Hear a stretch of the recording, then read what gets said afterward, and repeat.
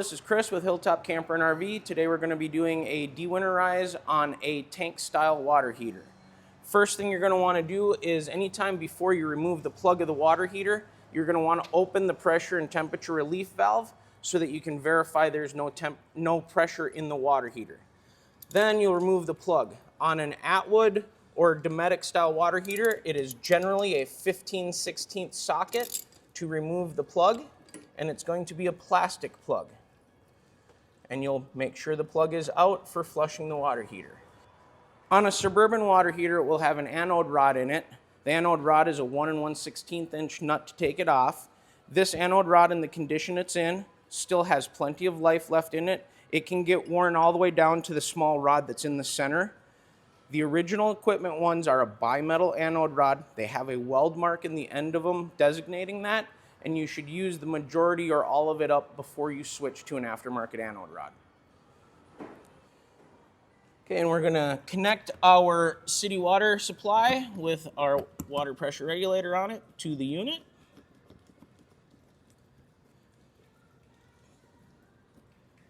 Gonna turn our water supply on.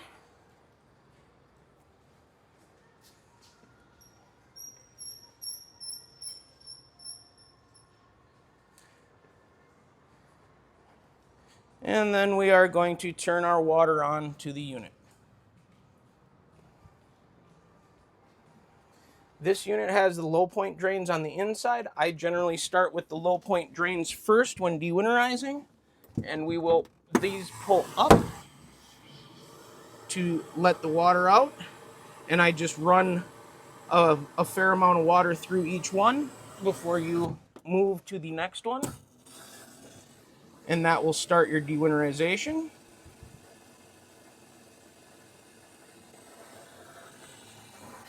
After the low points, we can go to each hot and cold faucet in the unit and run until the pink turns to clear water on each faucet and each fixture.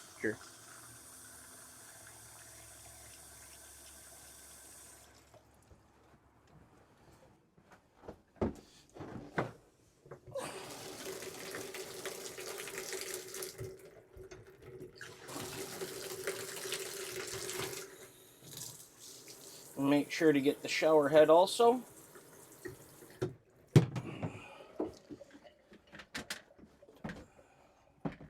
There's the handle on this one.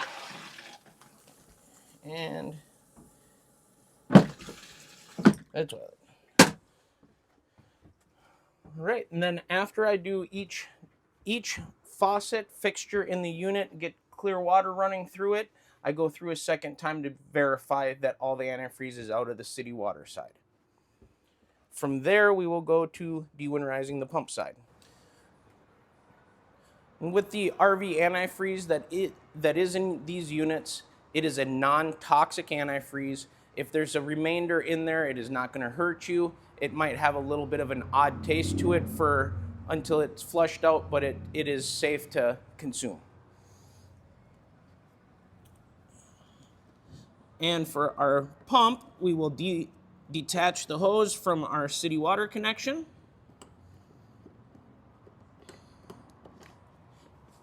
And we will go to our tank fill.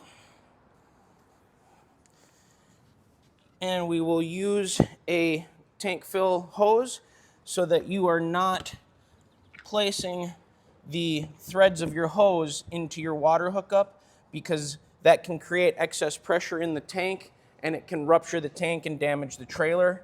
So you always do want to use a tank fill hose when doing a non-pressure fill water tank. And we are going to turn our water on and run a couple gallons in. We're going to verify that there's some water in the tank, the valve is open, and we will close the valve, let it fill some.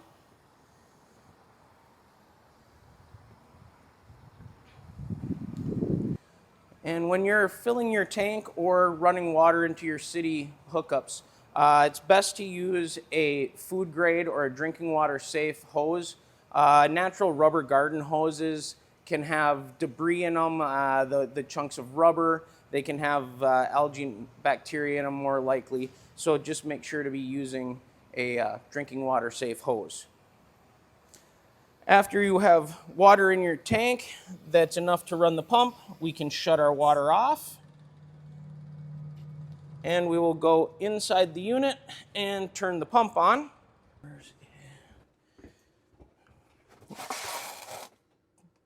We'll turn the water pump on and go through cold and hot faucets again. It will take a little bit to get some water, but wait for the shot of pink to come out and then move on to the rest of the fixtures.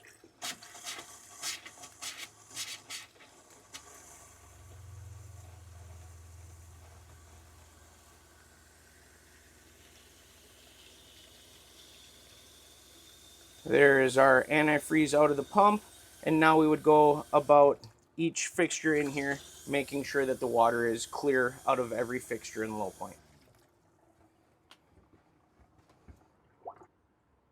And before turning the pump on, we will make sure that the pump is set to the water tank use rather than winterize by going to the valve at the water pump.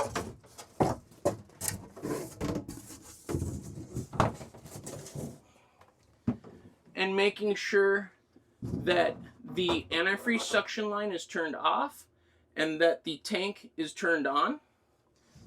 Then we can turn the pump on and run water. After de-winterizing the city side and the pump side of this unit, because it is a tank style water heater, it will have a water heater bypass on it, and the water heater is still bypassed on this unit. So on this 3-valve system, the first thing I will do is I will open the top or the hot bypass. That'll allow to flush the top line.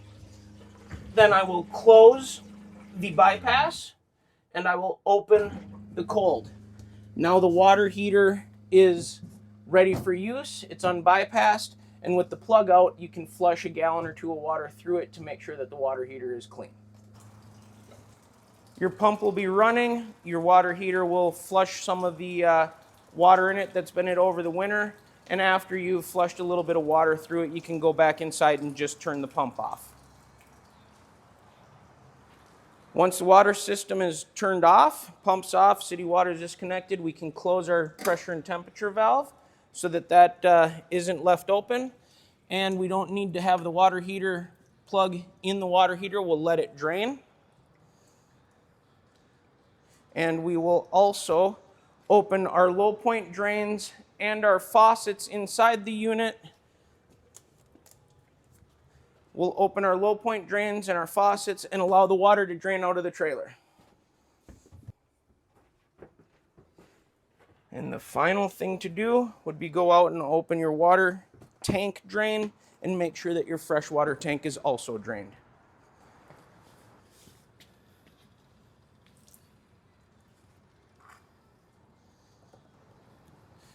All right, thanks for watching De-Winterizing your tank style water heater. If your trailer has other options on it, always make sure to check your owner's manual, or if you want us to take care of it or have questions, see us at Hilltop.